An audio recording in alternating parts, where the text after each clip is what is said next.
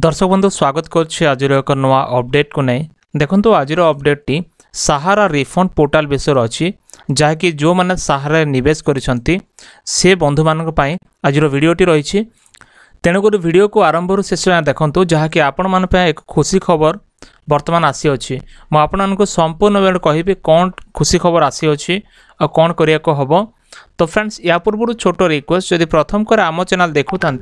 channel को subscribe करी पाखर घंटे आइकन प्रेस करी नोटिफिकेशन ऑल पर क्लिक करंतु देखंतु एबे गणमाध्यम रिपोर्ट आसुअछि सहारा जमाकारी गुड न्यूज अच्छी और गुड न्यूज कौन जहाँ आम जाना न्यूज 18 ओडिया एठी देखंतु पब्लिकेशन होइछि एठी पब्लिश होइछि लेखा अछि जे 2.5 लाख लोकन को मिलिबो टंका अटकी थिले एमिति करंतु अप्लाई देखंतु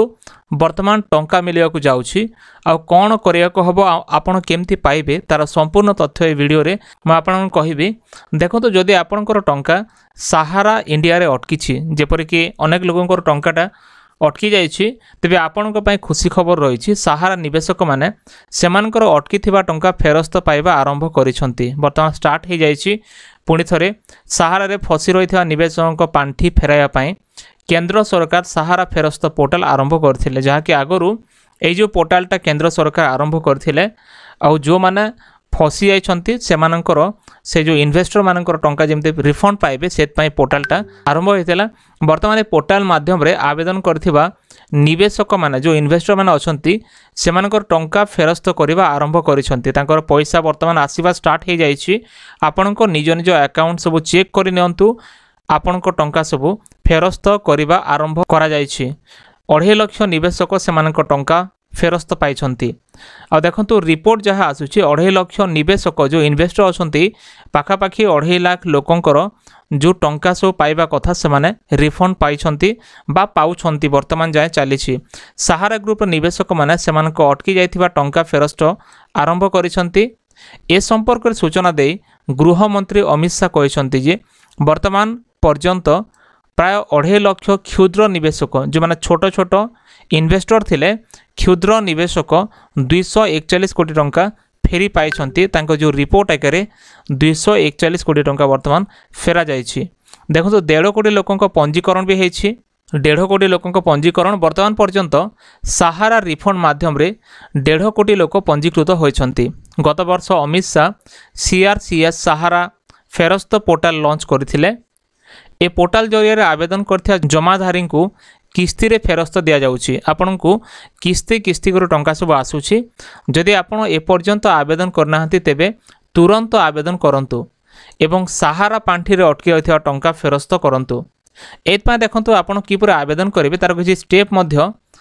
आपन देखि पारुथिबे लेखा अछि प्रथमे आपन सीआरसीएस सहारा रिफंड पोर्टाल को जिवे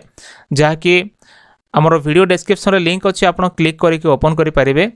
सीआरसीएस सहारा फेरस्त पोर्टाल जहाँ कि https mokrefund.crcs.gov.in डिपोजिटर रजिस्टर ये जो लिंक अच्छे ये लिंक को आपन विजिट करिकी एठी आपन निज रजिस्ट्रेशन करनेबे रजिस्ट्रेशन कला समय आपनकर आधार कार्ड नंबर व्यवहार होबो और आपन को ओटीपी मध्य आसीबो तापर आपन गोटे डाउनलोड फॉर्म ऊपर क्लिक करिकी फॉर्मटा डाउनलोड करनेबे डाउनलोड कला परे आपन से फॉर्मटा को संपूर्ण फिलअप कला परे ताकू पोर्टाल रे पुनर्बार स्कैनिंग करके अपलोड करिया को हबो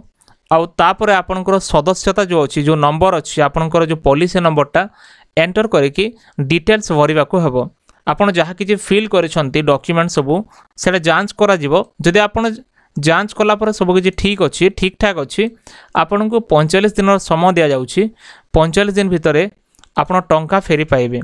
देखंतु जदि आपन करि नाहंती ताले आपन ए पोर्टाल को आसिकी आज करि परिबे कारण ए पोर्टाल रे वर्तमान लॉन्च हो जाइछि देखो तो एभली जेमती पोर्टाल ओपन करेंगे एपर लेखा अच्छी